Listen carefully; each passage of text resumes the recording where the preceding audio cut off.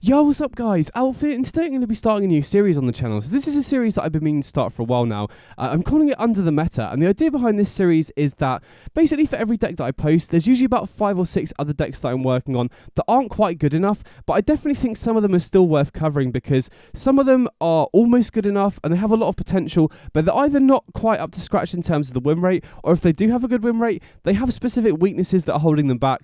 And I know that if I play those decks over a bigger sample size of matches, those weaknesses would start cropping up more and more, and the win rate would start to drop, if that makes sense. So, starting off the series here with Mono Green Karn Elves. This is a deck that I've been working on for quite a while now. It's a deck that I played quite a lot last season, and as you can see from the untapped screenshot, I'm currently 28 and 11 with the deck, which is a pretty respectable win rate overall, but it definitely does have some weaknesses that are holding it back. So, in this video, I'm going to go over the deck, talk about all the card choices, go over why I think Karn the Great Creator is a great addition to the deck, especially in best of 3 to help it adapt with the metagame, go over the sideboard, and then I'm going to talk about the weaknesses of the deck, talk about where it's being held back, how we could potentially improve the deck going forward, what particular metagames it would be good in, and then we got some gameplay at the very end so you guys can see the deck in action. So, if you're unfamiliar with the deck, Mono Green Elves is essentially a go-wide tribal deck, and it's basically a creature-based combo deck.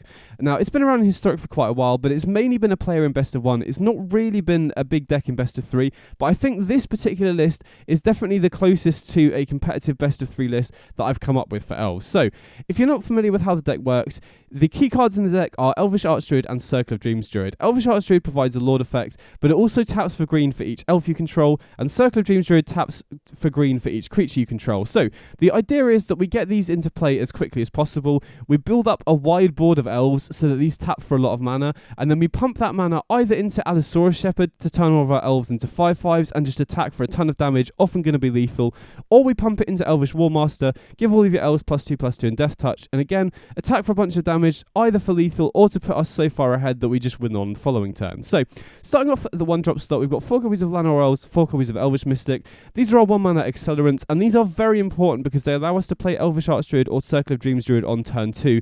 And then if we untap with them, we can have some crazy fast starts where we play Elves, which enable these to tap for more mana, to play even more elves, and then just go for a massive attack the following turn. I'm also running 3 copies of Esper Sentinel just because I feel like always having a 1-mana accelerant is so important in this deck. You know, hands where you don't have a 1-mana accelerant are significantly slower, and that's a real problem going second with this deck. If you don't have a fast start, you're just going to fall too far behind. So I think having 3 copies of Jasper Sentinel, in addition to the 8 other 1-mana accelerants, is very important to maximize your chances of always having a 1-mana accelerant. And even though Jasper Sentinel can't play Archdruid or Circle of Dreams Druid on turn 2, you can still do starts where you go Sentinel on turn 1, into Warmaster, tap it to make another to play another 1/1, which is definitely worth running. And like I said, you know, even though we do have Allosaurus Shepherd as another 1-drop, hands where you start off on a turn 1 Shepherd are just so much slower than the hands where you have one of these. So, and the other big drawback of running a lot of 1-mana accelerants is they're not great top decks later in the game, but this is a deck that cares about having a high density of elves, you know, for the Archdruid, for the Circle of Dreams Druid, for cards like Warmaster that also put an additional token into play, and for Leafcrown Visionary where we can turn our top decks into additional draws. So compared to a lot of other decks that are running Mana Dorks, this is a deck that drawing a 1-mana accelerant off the top of the deck isn't as bad because we have a lot of cards that care about having a high density of elves in play, if that makes sense. And we also have Allosaurus Shepherd, which like I said, is basically a combo finisher, allowing us to attack for a bunch of damage out of nowhere, but it also means that none of our green spells can be countered, which is relevant against blue-white control. Now, I think control is probably the worst matchup for this deck. The biggest weakness of this deck, for sure, is to board sweepers like Divine Purge and Supreme Verdict.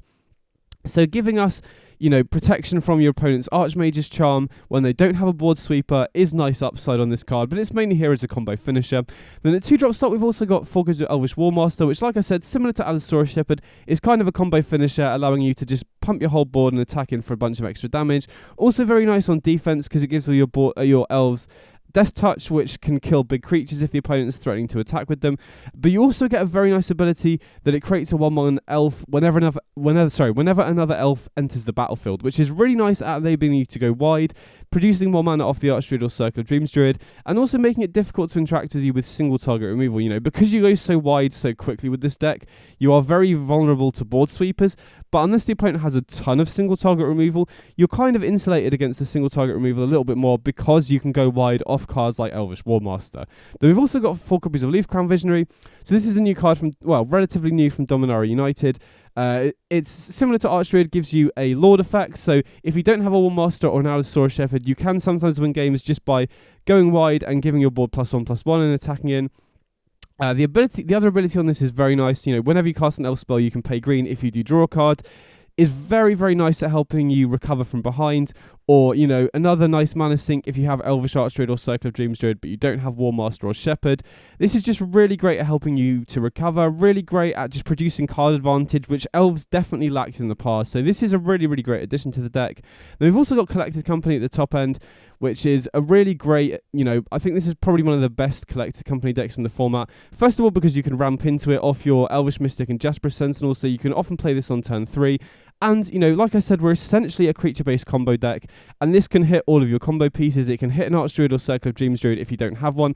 It does it at the opponent's end step, so it dodges sorcery speed removal like board sweepers, which is really important. If you already have the Archdruid or Circle of Dreams Druid, it helps you find your Warmaster or Allosaurus Shepherd. Again, does it during the end step, so it dodges sorcery speed removal to enable you to go for like a huge attack the following turn. Enables you to hit your Leaf Crown Visionary if you need to produce card advantage. So Collected Company, really great at, first of all, providing you a burst of advantage on the board. Second of all, enabling you to kind of recover from a lot of interaction because you can just put 2 really important elves into play at the end of the opponent's step, and also dodges board sweepers, which is one of the biggest weaknesses of the deck. So this is kind of the core of Elves that's been around for a while now. There are obviously a number of other additions you can be running, stuff like Elvish Clan Caller, which I'm not super high on because it's just a Lord effect, and I think the strongest part of Elves is getting a bunch of mana off Archdruid or Circle of Dreams Druid and then pumping your board with Allosaurus Shepherd or Warmaster because it provides so much more power than something like a Clan Caller would provide. There's also Realm Walker, which I think is a pretty decent card overall, but I just don't think there's room for it in this variant.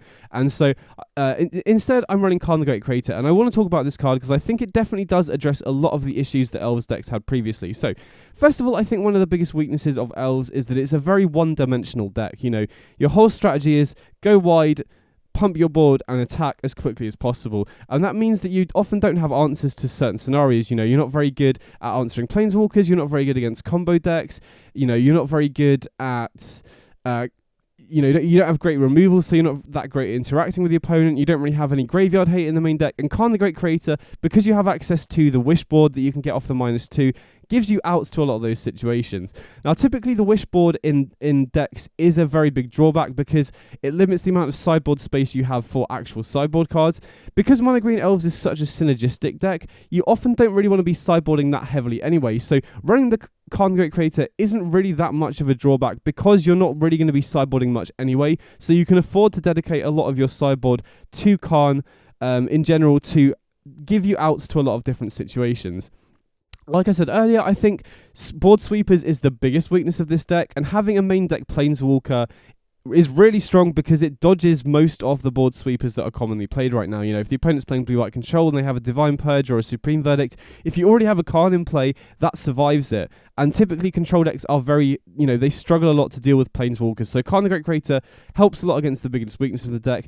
Now, with the addition of Brotherhood's End from the latest set, that is a bit of an issue because if you go Karn and you minus it, it goes down to 3 loyalty, and Brotherhood's End deals 3 damage to all your creatures and Planeswalkers, which is slightly annoying. But if you are against a deck that's likely to run Brotherhood's End, you could always just plus it to play around that, so it's not like you have no counterplay to that.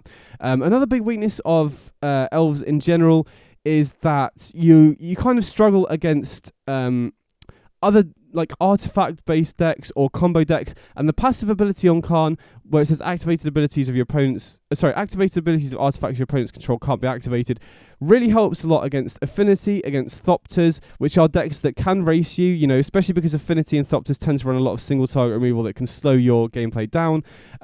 It's also really good against the Trapfinder deck right now. If you have a Karn in play, it stops them using the Ashnod's Altar, which completely stops them comboing off, which is really huge as well. And it also stops Greasefang, which is another deck that's difficult for you to beat, especially if you're going second, because they can often just outrace you. And Karn the Great Creator's passive just stops Greasefang from being able to crew their Parhelion, which is really, really strong. So Karn really helps to shore up a lot of the weaknesses the deck has, and the wish board that it has access to gives you outs to a lot of situations that Elves in general struggles to deal with. The other huge benefit of running Karn the Great Creator is that it also kind of turns your deck into more of a combo deck as well because of Staff of Domination. So Staff of Domination, new card from the Brothers War retro artifacts. And basically, the reason that this is in the deck is because if you have an Elvish Archdruid or a Circle of Dreams Druid in play that you can tap for mana, and you have 5 Elves in play in total, you can just go infinite and win on the spot with Staff of Domination, because if you have this in play, you can pay 3 to untap target creature, and then you can pay 1 to untap the Staff of Domination. So, say we have Elvish Archdruid in play and 5 Elves, we can tap the Archdruid for 5 mana, tap the Staff of Domination, pay 3 of that mana for the Staff of Domination to untap the Archdruid, then pay 1 to untap the Staff of Domination, and then we're back to the start and you're up 1 mana. So you just keep doing that loop over and over again. Pay 3 to untap the tap the Archdruid, pay 3 to untap the Archdruid, pay 1 to untap the Staff of Domination, and then once you've done that 5 times, you can just pay 5 mana and draw a card, and then you basically at that point producing infinite mana and drawing your whole deck. And then the way you win from there is you just keep doing that over and over again, casting any elves that you get off the top, so this starts producing more mana, and then once you hit another Karn, you just play the Karn, minus to get Aetherflux Reservoir, and then just keep casting elves that you draw off the top of your deck, get to 50 life, and then just dome the opponent for 50 damage and win on the spot. Now, in terms of executing the combo, if you're clicking fast, it doesn't actually take that long, and especially because as you start drawing more elves, the Archdruid or Circle of Dreams Druid will start tapping for more mana anyway. So, you have to do less loops every single time once your Archdruid starts tapping for like 10 or 11 mana, so it becomes a lot easier that way. And also because of Leafcrown Visionary, we can just pump, instead of having to pay 5 to draw a card, we can just pay a green every time we play an elf off the top. So if you have a Leafcrown Visionary in play, you draw cards off the top of your library a lot quicker. So in terms of execution, it's not as bad as it might seem. Now, the real bonus of this is that, first of all, one of the weaknesses of relying on Shepherd or Warmaster to attack to win the game is that if the opponent also has a wide board, if you're against a Goblins deck, for example, and they've built up a really wide board, you sometimes just aren't able to attack. If the opponent has a bunch of chump blockers, they can just block all of your creatures, even if Shepherds turn them into 5/5s, and then, the opponent can often just attack you back on the following turn. So even if you have Allosaurus, Shepherd, and Warmaster, it's sometimes not enough if the opponent has built up a wide board. Second of all, you're not always going to have the Shepherd or the Warmaster. A lot of the times, if you have an Archdruid and a Warmaster or a Shepherd, the opponent will want to kill the Warmaster or Shepherd to stop you boosting your whole board, especially if you're getting close to manually activating it off something like a Castle Garenbrig. So the ability to just win the game on the spot with just an Archdruid and a bunch of like Llanowar Elves or Elvish Mystics is really huge. And in a lot of scenarios as well, the opponent won't interact with you because they have like a combo to go off the following turn. So the fact you can essentially just win off the spot by pulling the Staff of Domination off Karn gives you another way to win, basically. And that's a really big reason why I even started running Karn in this deck in the first place. Then in terms of, I'll go over the rest of the cards in the Wishboard in a second, but in terms of the mana base, running 21 lands, which just felt like a good amount overall, you don't want to be running too many lands because you do have a bunch of accelerants, but you also don't want to be running too few lands as well, because missing land drops, especially if the opponent has a removal for your early ramp creatures, is problematic. I'm running 4 Castle Garenbrig, which is really important because this enables you to activate Allosaurus Shepherd with only 5 mana, which is really important. Like I said, oftentimes the opponent will be incentivized to kill the Shepherd rather than the Archdruid or Circle of Dreams Druid if you get close to Castle Garenbrig, allowing you to activate the Shepherd manually anyway. And just in general, if you have turns where you're casting a bunch of creatures, you can just, use the Garenbrig, add 6 mana with 5 mana essentially, and then that enables you to often play more creatures. And then we've also got the one Besaiger, which is free to run. Now, we did get Nykthos with the latest anthology, but in this particular build, I'm not really sure you even want Nykthos. Hold on, I've spelled it wrong. Basically, I think you would need to build the deck slightly differently for Nykthos to be good. Now, there are definitely ways you could build Elves for Nykthos to be good, but the main concern I've got with this is that it doesn't produce green in the early game, which is a big issue when we're trying to cast Circle of Dreams Druid on curve. Now, I know Mono Green Devotion wants to be casting Old Growth Troll on turn 2 as often as possible, but since we have Archdruid and Circle of Dreams Druid as our main mana accelerants in this particular build, I don't think we really want Nykthos, because we're trying to combo off with Staff of Domination in a lot of scenarios, and Domination obviously doesn't work with Nykthos, really. If we were running a different build where we had more Lord effects, for example, if we weren't running Circle of Dreams Druid and we were running more stuff like Clan Caller, then I could definitely see Nykthos being good there. But my main concern with Nykthos, you could probably get away with a one-off, but my main concern with it is that you would end up with hands where you have Forest Nykthos, and then you play Llanowar Elves on turn 1, and then, it either gets killed or you don't draw another land, and then you can't cast Circle of Dreams Druid on turn 2. So I think Nykthos is interesting. You could probably get away with a one-off, but I think you would probably have to build the deck a little bit differently for it to be worth it when we're already running 4 Archdruid, 4 Circle of Dreams Druid as our main, big mana accelerants, if that makes sense. Then in terms of the sideboard, we'll go over the other Karn options that we've got here. So Tormod's Crypt as Graveyard Hate. I really prefer this over something like Unlicensed Hearse or Soulguide Lantern because it's 0 mana. There will be situations against a deck like Phoenix or Greasefang where, I guess Greasefang, Karn shuts off the Parhelion, but, against a deck like Phoenix or Kethis combo where you will want to be able to have Graveyard Hate the turn you play the Karn, even if you don't have any other mana spare. So I like having Tormod's Crypt just because it's 0 mana. Haywire Might gives you ways to kill non-creature artifacts and enchantments, which, single-handedly gives you an out to the 9 life Solemnity Lock, which is huge. Now, obviously, that's not a very popular deck in best of 3, but that's a deck that Mono Green Elves basically had no outs to previously. This gives you an out to that, gives you a way to kill stuff like Goblin Charbelcher, gives you a way to kill, basically just any problematic artifacts and enchantments, whilst also being a very cheap creature. So oftentimes, against an aggressive deck, if I have Karn and 1 mana spare, you can just grab the Haywire Might as just a chump blocker that also gains you 2 life, but just having outs to artifacts and enchantments off this is really nice. Then we have Liquid Metal Coating, which basically just gives you a way to start killing your opponent's lands, because if you have Liquid Metal Coating, you can tap it to target one of your opponent's lands, turn it into an artifact, and then you can target that land with Karn's +1 to turn it into a creature, and because the land doesn't have, the land essentially has 0 mana cost, so it basically just kills the opponent's land straight away. And this is really huge because, I think one of the biggest strengths of Karn in this deck is you can ramp into it. I think in general, decks that are playing Karn on turn 4, especially in a format as fast as Historic, is just too slow. And the fact that we can consistently ramp into this off our 1 mana dorks means that we can get Karn into play early, minus for the Liquid Metal Coating, and then just start killing one of your opponent's lands every turn, which often can just win the game on its own. So Liquid Metal Coating, very good for starts where you have a fast Karn and the opponent doesn't have much on the board. And Staff of Domination, already gone over this, but basically just gives you a way to combo off with Archdruid or Circle of Dreams Druid and win the game on the spot, which is really huge. Esika's Chariot is really nice as just, if the opponent does have a board sweeper and you're running low on resources, this is just a card that can just snowball the game on its own. You just play this, completely refuel on board, and then you can just start producing 2/2 tokens every single turn. So Chariot is nice as just a single card that can help you recover if you're light on resources. Reservoir basically only here is a way to win off the Staff of Domination. I tried some builds without Reservoir and it sucked. I would just combo off for ages, build up a really big board, and then the opponent would just sweep the following turn. So having Reservoir as a way to win off Staff of Domination is really important. Then we've got Sky Sovereign as interaction that, is repeatable. A lot of decks that run small creatures really struggle to beat this because you can just crew it, or you can turn it into a creature of Karn's +1 and start attacking to kill one of their creatures every turn. Like I said, I think one of the biggest issues with Elves, especially in Historic right now where interaction is very important, is that you're very light on interaction. So having Sky Sovereign as a way to kill creatures is really nice. Still a copy of Pithing Needle.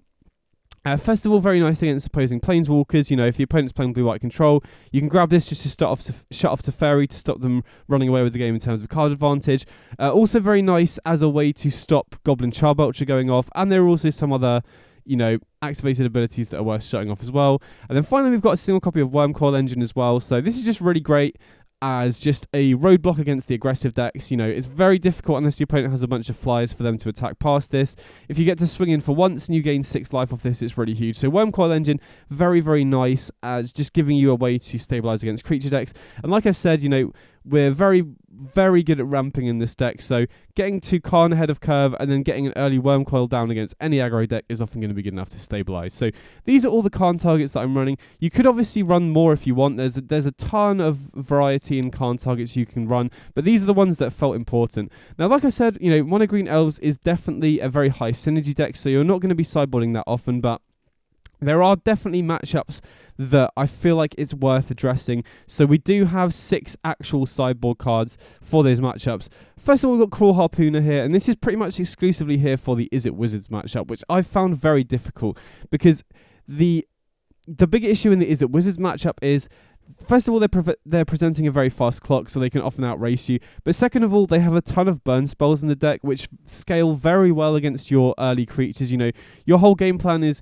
cast an Accelerant and then play one of your payoff cards, and basically all of the elves in the deck can be hit by all of their burn spells. So the Is It Wizards matchup can be very difficult. And so having Cruel Harpooner as a way to just kill your opponent's creatures really gives you a good chance of stabilizing against them, because if you can kill their creatures and they just have burn spells and cantrips, that buys you enough time to recover, set up your game plan, and potentially kill them. But if you don't have any way to interact whatsoever, which we really don't in the main deck, then it's very easy for the wizard's opponent to present a fast clock and just interrupt what you're doing with their burn spells as well.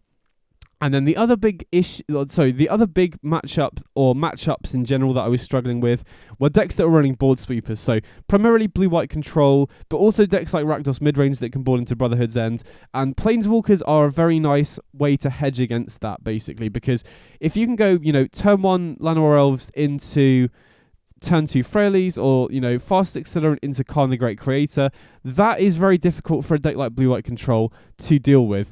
And so I really like Freyalies in those sorts of matchups. Getting this down on turn 2 just completely snowballs the game in terms of card advantage. You can just +1 to make it dodge Brotherhood's End and boost your board, and then -6 to draw a bunch of cards. Or if you're very light on resources, you can start using the minus to draw elves out of your deck as well, which is really nice. And might as well start talking about the weaknesses now, because we're right at the end of the sideboard. But one of the biggest weakness, or probably the biggest weakness of Elves as an archetype in general, is that it's incredibly weak to board sweepers, like I've said multiple times. And I think one of the big reasons why this particular build is slightly better against that than most other decks is because we run 7 Planeswalkers post-sideboard against those decks. We're already running 4 Karn the Great Creator in the main deck. We have access to 3 Freyalies in the sideboard as well. So having a bunch of Planeswalkers, especially against a deck like Blue-White Control, gives you a way to beat them fairly handily. If you can get a Karn or Freyalies in play, which is much easier if you're going first, because you can get your Planeswalkers underneath their counter spells a lot of the time. But if you can get one of your Planeswalkers in play, even if they have a Divine Purge or a Wrath of God, you have a really sticky threat in play that's hard for them to deal with. So having access to 7 Planeswalkers post-sideboard definitely helps to improve those matchups compared to previous iterations of Elves. Having said that, I still think it's still definitely your biggest weakness, and you're not always going to have the Planeswalker, especially if you're going second and you have a Karn. The opponent can very easily counter that with an Archmage's Charm or whatever. You're not always going to have these, so board sweepers are still pretty good against you. And Brotherhood's End hitting Planeswalkers as well is also an issue. Sometimes you will want to minus and then you'll still get hit by the Brotherhood's End. So even though having 7 Planeswalkers post-sideboard does help against board sweepers is still a big issue. And because Brotherhood's End is so good against the artifact decks like Affinity and Thopters, it's quite a commonly played card right now anyway, even though, people aren't really running Brotherhood's End to target elves, but it incidentally happens to hit your deck. I still think Blue-White Control is a great choice in the format, which, is a deck that relies on sweepers as part of its game plan. So that is, I still think, the biggest drawback of the deck. So how could we improve that going forwards? Well, first of all, if I could figure out a build where you could run Freyalies in the main deck, that would help a lot. You could potentially run 4 Karn the Great Creator, 4 Freyalies. Now, I'm not really sure what you would cut for that. I think Collected Company is a potential card you could cut for Freyalies, but Collected Company is also a card that's very good against the sweeper decks as well. So outside of that, you could maybe cut Leaf Crowned Visionary potentially, which, I think is a very good card in the deck. But the ability to pay a green to draw a card is at its best against the interactive decks, where I think the Planeswalkers would be good anyway. Now, obviously, cutting that would lower your creature count. You know, if you cut 4 of the Leaf Crown Visionary, you would go down to, 27 creatures, which is still more than enough for company. So I could potentially see cutting Leaf Crown Visionary for Freyalies, but then you run into the issue where if you don't have a turn 1 Accelerant survive, you only have Allosaurus Shepherd and Warmaster as plays before turn 3, which could be an issue. But yeah, if you could figure out a build that works where you have Freyalies and Karn the Great Creator in the main deck, I think that could improve the matchup against Blue-White Control and other sweeper decks a fair amount as well, which could be pretty nice. But then again, you know, Freyalies is vulnerable to aggro decks as well, because Elves isn't particularly good at blocking. You know, if you chump block with an Elf, that often means that you have fewer mana to produce off Elvish Archdruid and Circle of Dreams Druid. So, you know, it's definitely a payoff here, how much you want to improve the control matchup versus how much it reduces your equity against other decks like Is It Wizards as well. The other main weaknesses of the deck is, right now in Historic, interaction is very important, and there are a lot of decks that are leveraging a lot of interaction because of that. You know, the Trapfinder decks are packing a ton of interaction, Rakdos Midrange is packing a ton of interaction, most decks sideboard into a ton of interaction, because of decks like Is It Wizards, where you need to be able to interact in the early game. Stuff like Trapfinder, where you need to have instant speed interaction to stop them comboing off with Traveller, which, even though, like I said, Elves in general is good or decent against single target removal because you go wide quite quickly, but if the opponent is running a lot of single target removal, that becomes very difficult because, like I said, the deck is essentially a combo deck. So if you go turn 1 Elves and it gets killed and you're like, okay, I'll go turn 2 Warmaster, and then you play an Archdruid and then they kill the Archdruid, you're just left with like a Warmaster and some Mana Dorks, and like, if the opponent has a high density of single target removal, those games can also be very miserable unless you top deck well. Now again, you know, that could be another reason to run Freyalies in the main deck, because that dodges most of the creature removal that's being run right now. So to address those sorts of issues, Freyalies in the main deck alongside Karn could be the way to go.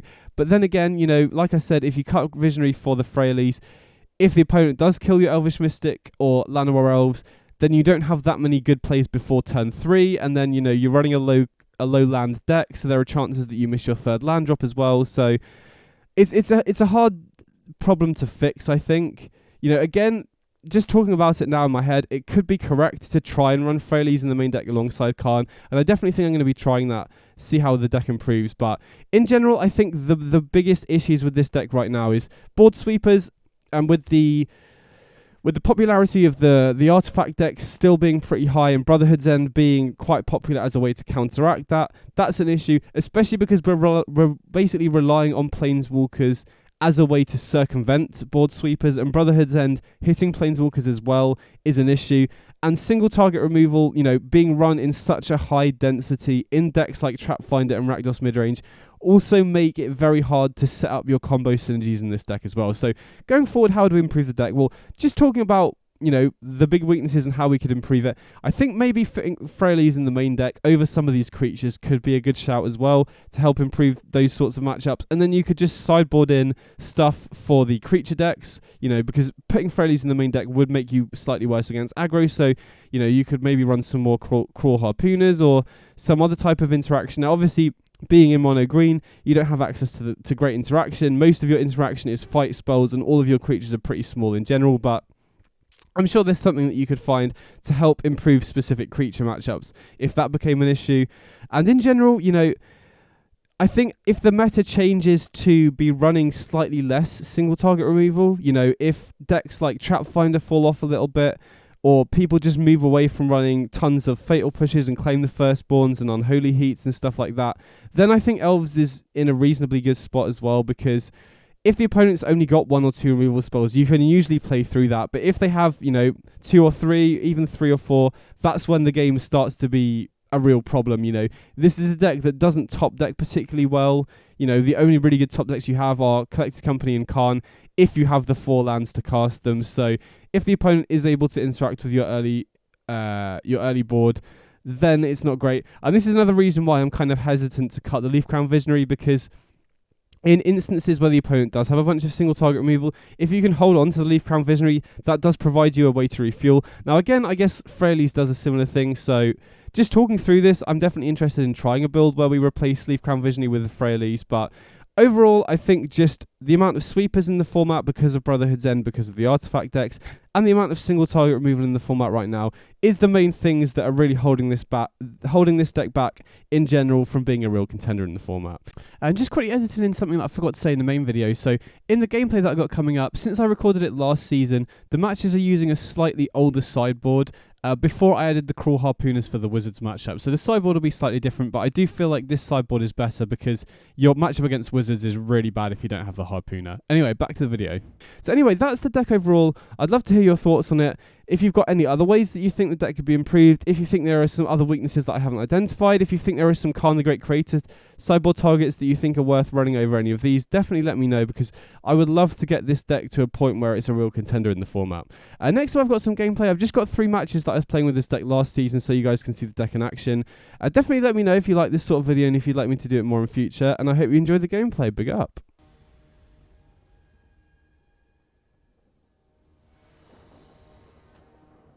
Okay, so going first here.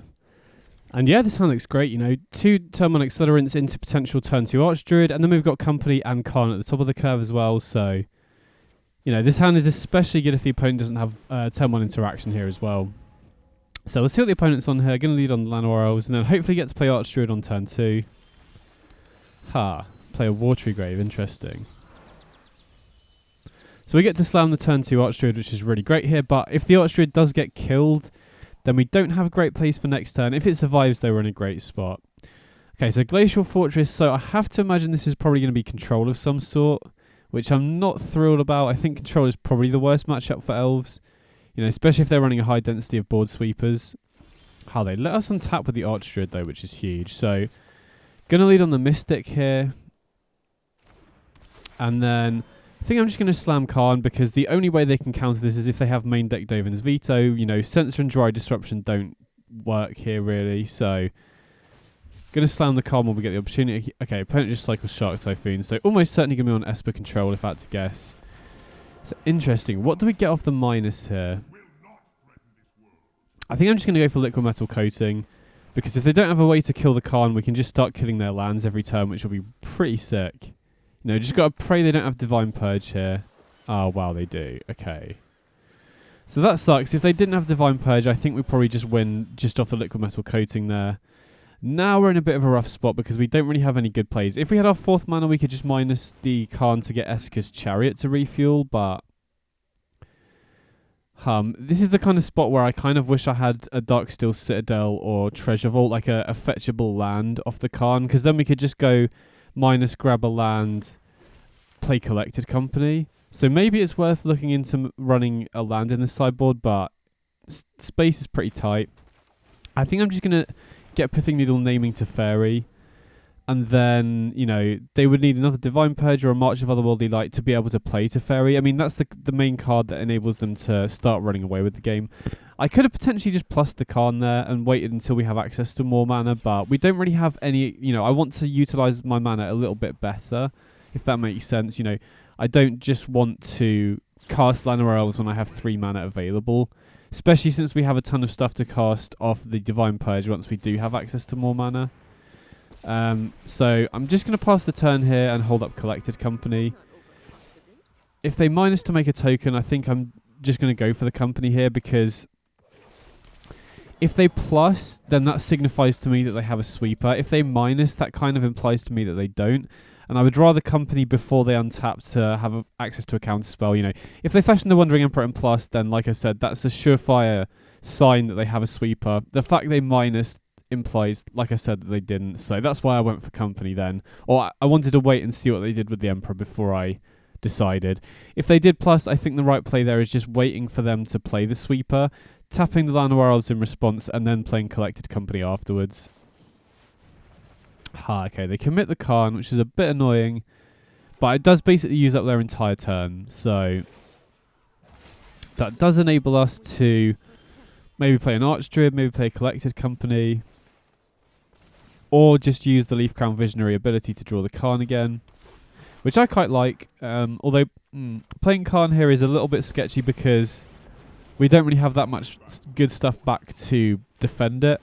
But either way, we get another Karn activation here, and I think we got quite a good few, a few good options here. We could get Sky Sovereign, we could get Essica's Chariot, we could even get Staff of Domination if we're very confident that we can set up the Archdruid. I think that's a bit greedy. I'm just going to go for the Sky Sovereign here as a way to either kill the Wandering Emperor or kill the tokens.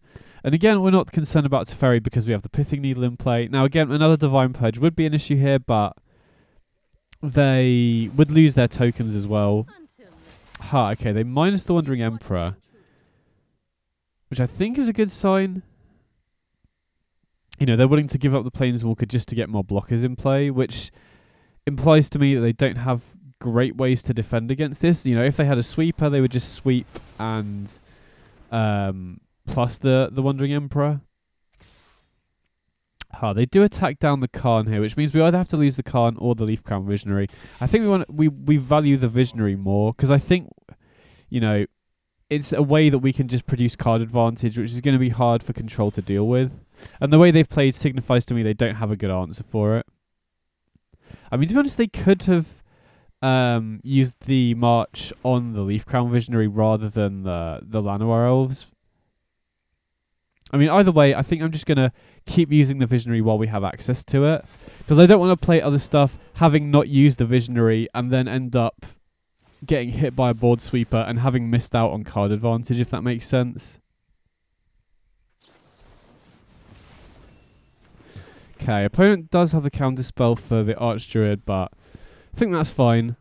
We still have a lot of good options here. We still have Archdruid off the Divine Purge cards, we still have Sky Sovereign, we still have Collected Company, and we have 2 Leaf Crown Visionaries as well. Now, unfortunately, Narset does shut off the Visionary's ability to draw here.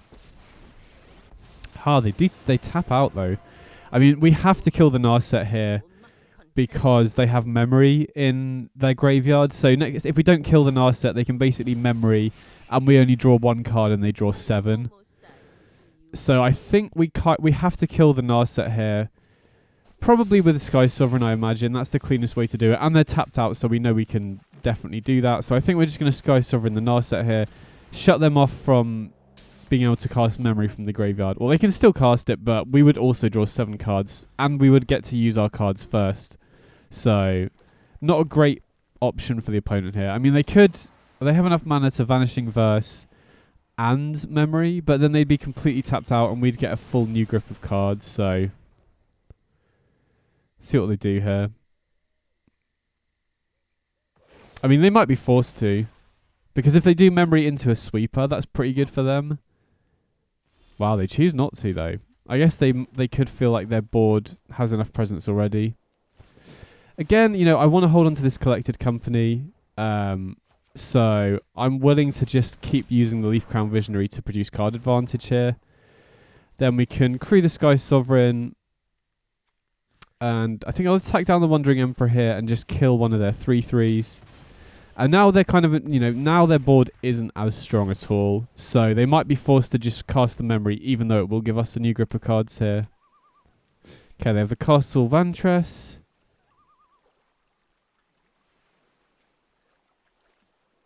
See what they do. They're definitely thinking about the memory. I can see them hovering over it. If I was the opponent, I think I would just have to go for it, because if they draw something like a Farewell or even a Divine Purge, that's a pretty good way to recover. I mean, having said that, we do get a new group of cards, and they only have access to 1 counterspell in their mana here as well, so... Okay, they Fatal Push the Leaf Crown Visionary. I guess that shuts off our ability to draw more. But now they only have 2 mana available, so... We have probably free reign to do a lot of stuff here. I'm going to lead on the War Master because they've kept the we've kept the Archdruid in play here, so we want to be producing more mana off it if possible. And then I think I'm going to go for the Circle of Dreams Druid, which will trigger the Elvish War Master. And now our Archdruid is going to be tapping for 5 mana. So we'll go for the Karn here. And honestly, we're pretty close to being able to go off with the Staff of Domination here. I think we're not too far off. I don't know if it's too greedy to go for that, because I'm almost certain that they'll have a sweeper here. I'm kind of tempted to go for Chariot or Cityscape Leveler, because we're pretty close to just being able to hardcast the Cityscape Leveler, even if they do have a sweeper. I think I'm just going to go for the Chariot here, and then cast it. I mean, there is something to be said about holding the Chariot for if they do have a sweeper, but I want to have enough board presence where they're kind of forced to, if that makes sense. And even if they do have like a Supreme Verdict or a Divine Purge, we still have another Karn activation for next turn. We still have a Collected Company and another Karn as well, so I just want to ensure that if they don't have a sweeper, we're killing them quickly, and if they do, we already have plenty of resources to be able to recover from that anyway, so, you know, again, maybe it's greedy, but I just want to make sure that we can close the game out if they don't have a sweeper, basically. If we didn't have Karn and Collected Company, then I think holding onto the Chariot is definitely the right play. Okay, so they lead on Deluge. They're obviously looking for like a Supreme Verdict or a Divine Purge here. See if they find it. But yeah, even if they do find one, I think we have multiple ways to recover from it.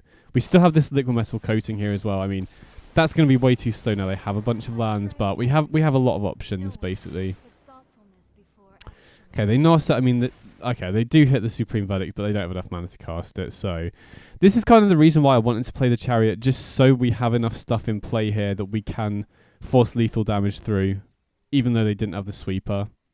I mean, we probably would have had lethal without the Chariot anyway, because we can crew up the Sky Sovereign to kill their token, and then the War Master is going to be more than enough for lethal. But this just basically guarantees that, you know, they could have potentially had a lot of single target removal, in which case we might have needed the Chariot. You know, if they kill the War Master here, then we potentially don't have enough to go for lethal. So I'm going to +1 on the Sky Sovereign to turn it into a creature. I'm going to crew up the Chariot, and then we can just go face with everything apart from the Archdruid, so we can activate the War Master a couple times. We can copy the Elf token, and then we can just deal 3 to the token so they can't chump block with anything. And then we can pump the Archdruid mana into, you know, we can activate War Master at least a couple of times here, which should be more than enough for lethal, even if they have a single target removal. So I'll go to blockers, and then, yeah, we'll just activate War Master. Boost our board by +4/+4. Okay, yeah, opponent just scoops it up. So that went pretty well, considering control is probably our worst matchup. We definitely want the Freyalise in here. And I think I'm just going to cut the Circle of Dreams Druids. Now, I just want to make sure that I've still got enough creatures for Collected Company to be good. Now, the reason I'm cutting Circle of Dreams Druid here is just because, you know, control is going to have a bunch of mana. A bunch of single target removal, a bunch of sweepers. So, relying on your 3 mana dork untapping is not great. At least Archdruid gives you a Lord effect as well, so it increases your clock.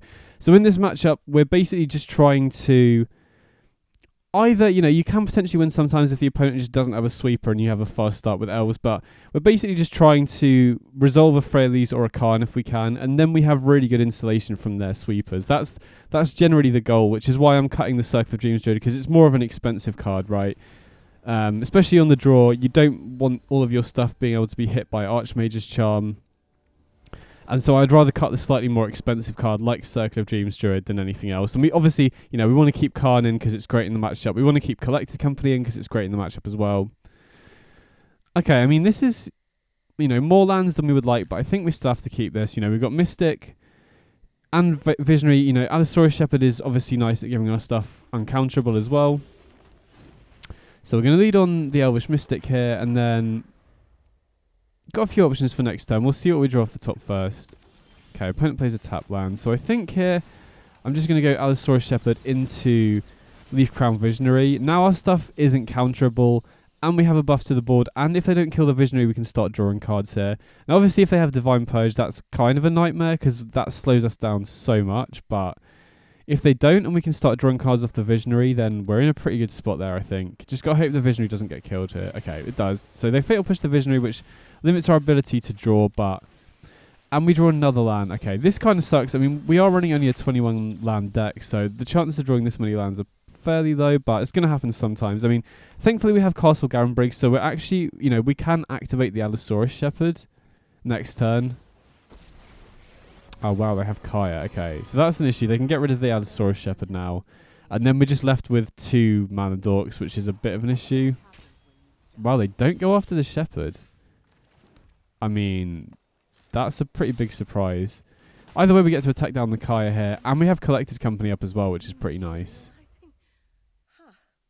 Yeah, I mean, I'm trying to think why they would take out the Llanowar Elves there. Maybe they think we're struggling, you know, it's going to cut us off certain mana. Maybe they didn't realize we had the Garenbrig, which makes it obviously harder to activate the Allosaurus Shepherd. So that's a reasonable hit. Obviously, we would kind of wish that the Sentinel was something else here.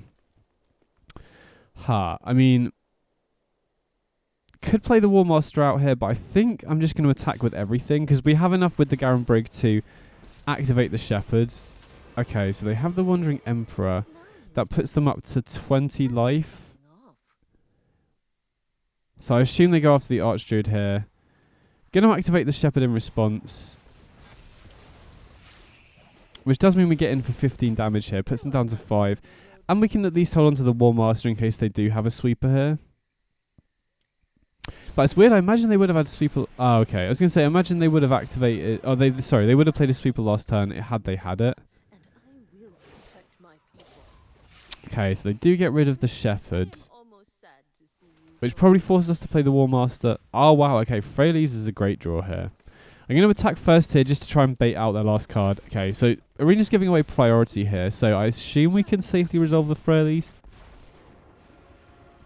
And then I'm going to plus. Like, I think minusing is reasonable, but I would kind of rather get to the Regal Force. Oh, wow, they do have the Verdict.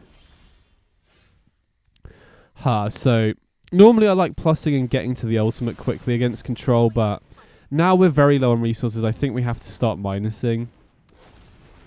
But I mean, either way, you know, we can already activate Shepherd and attack for lethal next turn if the opponent doesn't have anything. Oh, wow, they have Baneslayer Angel. Okay. I mean, I think we can force them to block though, right? Because we can turn both of our creatures into 6/6s, right? I mean, the Archduke doesn't buff itself, but we can buff it with the Freyalise. So we can tap the Archdruid for mana, untap it with the Freyalise to turn it into a 3/3, sorry. And then if we activate the Shepherd, it turns them both into 6/6s, and they obviously can't let that through. Arena's giving away they don't have like a fatal push or anything. It's giving away they don't have priority. So I think we can safely attack here, and they have to chump block with the Baneslayer. Now that does put us in a bit of an awkward position where if they have another sweeper, we might be in trouble, but at least we've still got Freyalise to be able to minus and dig for more lands. Dig for more elves, I mean. Okay, so they do have the Wandering Emperor. Wow, they minus on the Archdruid. I mean, okay, they have a removal spell for the Shepherd as well. That's going to be a bit annoying. But I mean, yeah, okay, so they can get rid of the Shepherd as well. At least we can attack down the Wandering Emperor. Okay, we seek a War Master, which is a pretty nice hit. Then we can attack down the Wandering Emperor. And I think we have enough mana, you know.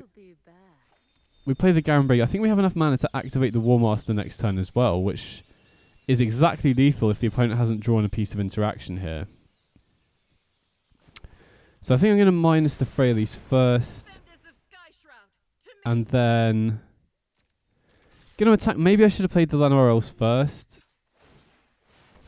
Yeah, I probably should. Oh, wow. They just didn't have anything. I should have played the Llanowar Elves first there. But yeah, I'm surprised we got there. You know, control's normally a difficult matchup, but worked out that time. Freyalise was really important there.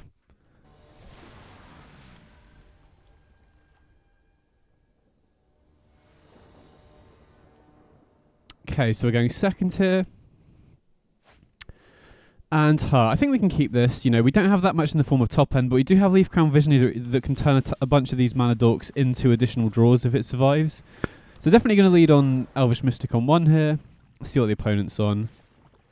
Okay, Battlecry Goblins. So probably against Goblins here. And we could, you know, there is something to be said about maybe holding onto the Leaf Crown Visionary until we can immediately trigger it. But I like playing the Visionary out this turn because if the opponent doesn't have, you know, Goblins doesn't run much removal. If they don't have exactly Munitions Expert, then we at least get to draw 2 cards guaranteed if it survives off these 2 mana dorks. Whereas you definitely want to make the most use of your mana. And so if you don't play the Leaf Crown Visionary out there, then all you're doing is, you know, playing out 3 mana dorks and then you only get to draw 1 card potentially. So I think I'm happy trading with the Battlecry Goblin here. That's a card that will definitely, you know, cause us a lot of problems as the game goes on. Okay, Elvish Archdruid is a great draw, and we get to draw off the Leaf Crown Visionary here as well, which is great. Okay, we draw another Visionary. So now we're in a pretty good position because I feel like if they had Munitions Expert, they probably would have played it last turn, which tells us that they probably don't, which means that unless they draw Munitions Expert this turn, then I think Archdruid is pretty likely to survive, which is huge for us. You know, we could have a huge turn next turn. Okay, they just Sling-Gang Lieutenant, sure, and they just pass the turn. Okay. So I think we're going to lead on the Leaf Crown Visionary here. And we just get to draw a bunch of cards because we don't quite have our top end set up yet. Okay, we draw another Archdruid, which is pretty nice. I think we want to lead on the Llanowar Elves so that the Archdruid taps for more mana. And I'll draw one off the Elvish Mystic. Oh, okay. Karn is great because now we can potentially combo off. I think I want to not pay the green because I want to have more mana available for the Archdruid. Now we'll play the second Archdruid and then we can either draw 2 or draw 1 and then play a Sentinel or a Shepherd. I think I'm going to decline and play out the Sentinel here, and then next turn we can either go Karn and grab Staff of Domination and combo off, or just go for the Shepherd and try and attack. Now, since the opponent does have Sling-Gang Lieutenant and blockers, I think it's probably better for us to try and go down the Staff of Domination route, and we have more than enough mana. You know, you need 10 mana to combo off with Karn in your hand to go off with Staff of Domination, so they do have the Muxus. Okay, so we just got to hope they don't get an insane Muxus hit. Oh, wow, they just scoop. Okay, I mean, we would have won off Karn anyway. They didn't know about that, but we'll take that either way. So here, I mean, against certain aggro decks, you do want to cut Karn, but here, honestly, I think Karn is good.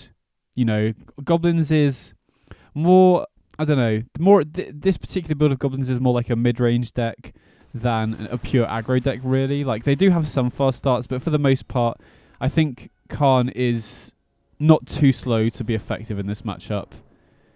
You know, I think it's the main deck is good as it is. If we were up against a deck like Wizards or, you know, like Humans or something like that, then we could potentially consider cutting Karn and bringing in some of the better Karn Wishboard targets against aggro like Sky Sovereign and Essica's Chariot, but like I said, this matchup's more like a mid-range deck, so we have more time to set up. So this hand, okay, they do have Munitions Expert, but this hand's pretty good, you know. We got Ramp into War Master into Collected Company as well. So here, I think we could play the War Master to be more mana efficient, but I quite like going for Llanowar Elves so that we can potentially go for Collected Company next turn. You know, I'd rather get Company, I'd rather use Company as early as possible, if that makes sense.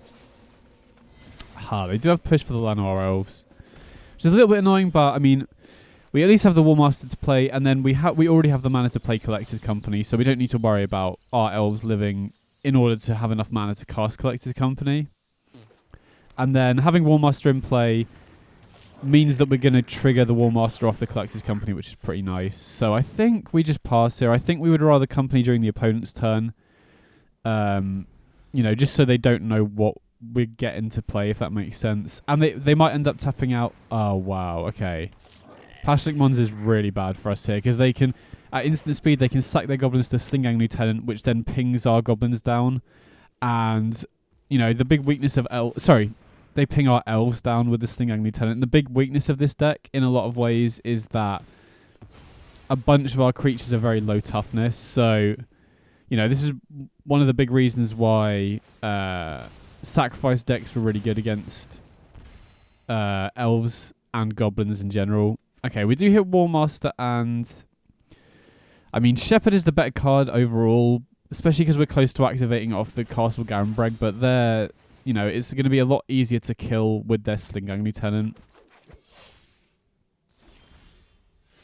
Okay. I mean, we have enough mana to activate the Allosaurus Shepherd here, so we could But that's not going to really win us the game. I mean, we can pass here and wait for them to ping down our creatures and then activate Allosaurus Shepherd in response, but then they just... I guess then they're forced to use all of their Sling-Only Lieutenant pins, but we know they have a second Sling-Only Lieutenant on top of the deck, so... So yeah, this is going to be pretty rough. Because like I said, even if they try and ping down our creatures, if we activate the Allosaurus Shepherd in response, they're just going to then immediately ping down our entire board, so... I think I'm going to cast the Llanowar Elves. That might encourage them to ping down the War Master. Okay, they don't. Interesting. Then I think we're just going to pass. I mean, we're not in a good spot here. That if they didn't have Pashlik Mons, I think we'd be in a pretty good spot here, but... Oh, wow, another Sling-Only Lieutenant. I mean, they're probably getting close to being able to just deal us lethal by sacking their whole board. I'm still going to play it out, though, because they might make a mistake here. But yeah, I mean, we're really behind here. Okay, they do try and ping down our creatures. I mean, I think I'm just going to activate the Allosaurus Shepherd in response. Well, how much damage do they have here? 1, 2, 3, 4, 5, 6, 7, 8, 9. I mean, I think they had lethal if they start going face here. So we did kind of, bait them into a slight misplay, but I mean, either way, I don't think we're going to win this. If they do ping down all our creatures, all we have left is an Allosaurus Shepherd, so...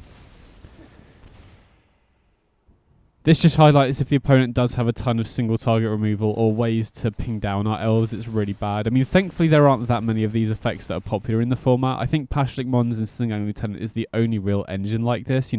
Since the Cauldron Familiar nerf, Mayhem Devil and stuff like that is basically just not played at all in Historic, so this is the only real matchup where we'll come across this.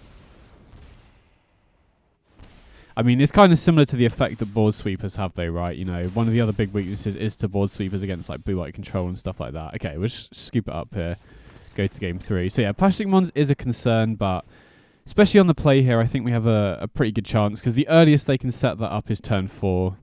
I mean, I guess if they had Prospector, they might be able to get it set up a little bit earlier, but on the play, I don't think we need to be concerned about that. I mean, they're still going to have Fatal Push, they're still going to have Munitions Expert, but... Oh, wow, we can't keep that, I don't think. Okay, this is much better. And I'm kind of tempted to put back the Allosaurus Shepherd here, even though it is a finisher. I think there's a very good chance they just keep at any hand with Fatal Push to slow us down. And if we put back one of the Llanowar Elves, Elvish Mystic, and we get pushed, we really want to have a second one to be able to play on turn 2. So my first instinct is that it's best to put back the Shepherd. I definitely want the Circle of Dreams Druid. I definitely want the Karn. So it's just whether we put back a Mana Dork or a Shepherd here. And I think I'm happy putting back a Shepherd because, if we can keep drawing, if they don't have any interaction and we can keep drawing lands, we can potentially win off Staff of Domination off the Karn Wishboard anyway. Oh, it looks like they do have Fatal Push. Okay. So I'm glad I kept the extra Mana Dork here. So, and we drew a land, which is nice. So that means that we're guaranteed to either be able to cast Karn next turn if the Mystic lives, or cast a Circle of Dreams Druid if it doesn't. Okay, Conspicuous Snoop. So, I think I'm just going to cast a Circle of Dreams Druid into Llanowar Elves here. Because I'm pretty sure if they had Munitions Expert, they would have cast it last turn. I'm pretty sure if they had Fatal Push, they would have cast it last turn. So, hopefully this means the way is clear to go for Karn. And then... Not 100% sure what we grab here. We're very close to Staff of Domination mana. But I don't think we want to go for that yet because we only have 3 we only have 3 elves in play. So what have we got? We could go for Sky Sovereign, we could go for Chariot, we could go for Haywire Might. We could go for Liquid Metal Coating. A lot of decent options here. I mean, I'm kind of tempted to go Sky Sovereign, but that does leave us a little bit vulnerable to them attacking Karn on the following turn. But Snoop is a card that is, going to produce a lot of advantage if it's left unchecked. Now, unfortunately, that does mean they get to attack our Karn with the 2/2, but unless they have a way to buff it like a Runveld Hordemaster, they're not going to be able to activate the treasure to be able to ramp anyway because of Karn's passive. So I've just got to hope they don't have a Lord effect here. And if the Karn survives, we can plus the Karn to turn Sky Sovereign into a 5/5 and start attacking with it. Oh wow, Influx, alright, okay. That does mean they get to cast Prospector for free. But thankfully, since they don't have a Lord effect, they can't actually use the treasure to ramp because of Karn's passive, like I said. Okay, so they just pass the turn here. Oh, okay, Leaf Crown Visionary is pretty nice. So that gives a buff to our board. And now we're only one elf away from being able to go for Staff of Domination, which is pretty sick. So definitely going to plus on the Sky Sovereign here. And definitely going to attack as well. And I think we're interested in taking out the Prospector here. Just because, you know, if the 2-2 attacks, it's not actually able to ramp because of the Karn passive anyway. And Prospector could enable them to play Muxus. You know, if they do draw another land, they can play Muxus anyway because of the Influx Array discount. But if they don't have another land, then they're just stuck on 4 mana, essentially. And like I said, the 2-2 attacking doesn't really help either. Now, it is a bit annoying here because we definitely want to defend Karn, but if we block with anything, you know, we have to lose a creature, which then takes us further away from being able to combo with Staff of Domination. Like, ideally, I would love for them to not attack and then draw another elf, and then we can potentially just win on the spot with the Staff of Domination next turn. But I think they're pretty incentivized to attack with the 2-2 here because unless they need the Goblin for something else, but you know, from their point of view, they're probably happy to trade a 2-2 with one of our, like, Llanowar Elves or something. Ember Hauler. So that can kill our Circle of Dreams Druid. Oh, well, they don't attack. Okay, so we really want to draw an elf here. If we draw an elf here, I'm pretty sure we just win. Okay, perfect. So we do need 10 mana here to do this. So Circle of Dreams Druid is producing... Oh, no, we don't need 10 mana because Karn's already in play. What am I talking about? Yeah, ignore that. Sorry. 10 mana is if you have Karn in hand. But yeah, we should just be good to win here. So we tap the Circle of Dreams Druid for 5 mana, play the Staff of Domination, and then we... let me just think here. Oh no, hold on, I've messed up. I completely forgot that Ember Hauler... They now have access to the Ember Hauler mana ability through the treasure. So they can kill like a Leaf Crown Visionary here to shut us off being able to go infinite. Wow, they're not using... Okay, that's a misplay from the opponent. They should have immediately slapped off the Ember Hauler trigger. So I made a mistake there. I forgot that when Karn dies, they get access to the treasure, which means the Ember Hauler can now kill one of our creatures. So I'm just going to produce as much mana as I can before the opponent clocks on that they should be killing one of our creatures here. Because if they let us do this 5 times and we get to draw a card off Staff of Domination and it's another elf, then we get to combo off anyway. So yeah, I made a mistake in not realizing that the opponent gets access to Ember Hauler, and the opponent's made a mistake by not realizing that they need to kill one of our creatures to stop us going infinite here. Okay, so now we should be good to draw a card, but I'm just going to keep doing this until the opponent realizes, I think. So we tap the Circle of Dreams Druid again, untap it with the Staff of Domination.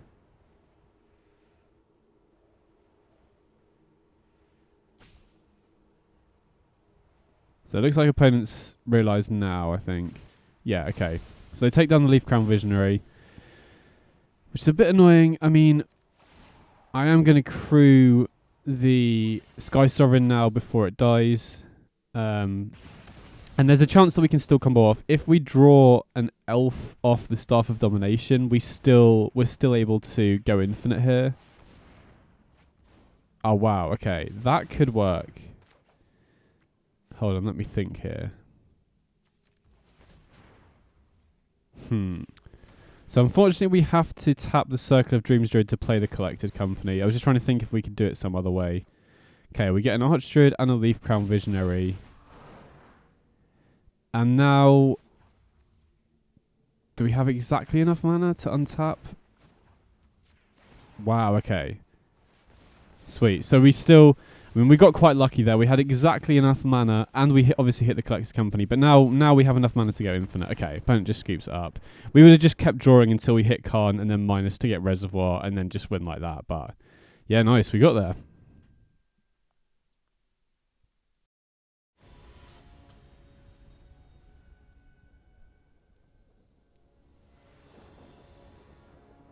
Okay, so going first here. And I mean, you don't have the turn 1 accelerant, but on the play, I think this is one of the rare hands that I would keep without a 1 mana accelerant. You know, we have Warmaster into Archdruid if we keep drawing lands, which is pretty nice. Okay, we're against Merfolk, which I think should be a pretty good matchup. You know, any matchup without, that doesn't have much interaction should be good, basically. There's the Mystic. I mean, this feels weird, but I think it's probably right to go Mystic because if we miss a land drop, we get to go Archdruid, which unlocks a lot of mana. And like I said, against Merfolk, they don't really have much interaction, so I think that should be good. And if we do draw a land, we can potentially go Company or Karn as well. Okay, they flash in the Hexcatcher, which makes it more annoying, you know, means we can't as easily go for the non-creature spells because they can sack stuff to counter it. But getting Archdruid in play should be really good at unlocking mana here. Definitely not going to block. And honestly, I don't think Merfolk is likely to have much interaction in the main deck outside of counter spells and maybe like a Brazen Borrower or two. So I think here we're going to lead on Warmaster into Llanowar Elves, and then we have 5 mana available, so we can either go Karn, Collected Company, or Leaf Crown Visionary here. I'm kind of tempted to go for the Collected Company now. They'd have to sack 2 creatures. Oh, well, they just scoop it. I was going to say, they'd have to sacrifice 2 creatures. I went for it then to just play around Spell Pierce, but yeah, I mean, that was pretty good overall. So sideboarding here, I honestly think Karn is probably too slow, especially on the draw. And so I think I'm just going to cut Karn and bring in some of the Wishboard cards that are good against aggro, like Sky Sovereign. I don't mind bringing the 1 Staff of Domination, you know, as a way to combo off a bit faster if we do have Archdruid or Circle of Dreams Druid. And then, you know, Esika's Chariot, Sky Sovereign are both good against creatures. And then I think I'll just bring in Freyalise as the last card because it's just cheaper, you know. In general, I don't think non-creature spells, especially 4 mana ones, are that effective against Merfolk. I mean, I don't think they're likely to have Spell Pierce against us really because we're a creature deck, but they do have the Hexcatcher. And in general, I think, you know, the fact that Freyalise is 3 mana, you know, it's just cheaper, is going to make a big difference. So this hand is a bit of a sketchy keep, to be honest. You know, I do like having 2 Archdruids because it's going to be hard for them to play through unless they have something like Savage Swipe. But yeah, I'm thinking about it. This probably should have been a mull. I think it's close. You know, I think there are definitely situations where this hand ends up working out. You know, if they don't have tons of Lords or they don't have a Savage Swipe, I think this hand could work out. But going second, I think I kept this hand a bit too quickly. I think it's close, you know. I could see an argument to keeping it because Archdruid is one of the most important cards, but with no 1 mana accelerant going second, there's a chance that this hand ends up being too slow. I mean, the other thing is we have Shepherd here and Company, which is pretty nice because even though they have the Hexcatcher, they're not able to counter the Company because of the Allosaurus Shepherd. So, assuming the Archdruid survives here, I actually think we've got a good chance. But, I mean, we could have got punished by them having loads of Lord effects. Oh, they do have Savage Swipe. Yeah, okay. So, we're in a really rough spot here because we really want to be chump blocking here because they've got so much damage coming in. But I don't think we can afford to since they have Hexcatcher in play. We need the Shepherd around so that Company resolves.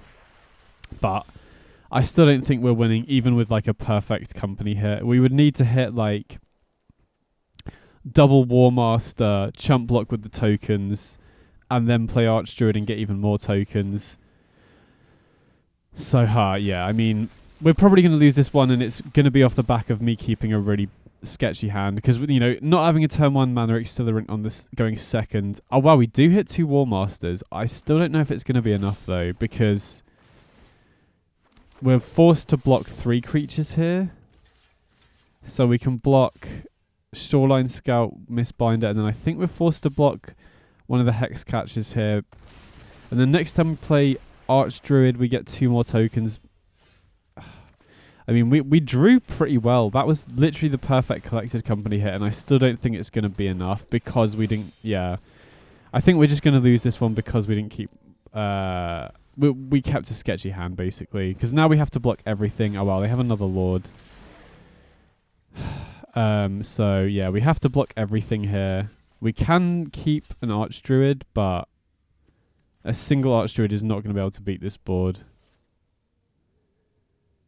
I mean, we can double block Master of the Pearl Trident, but then we lose everything. So we would need to hit, like, I don't know, Collector's Company.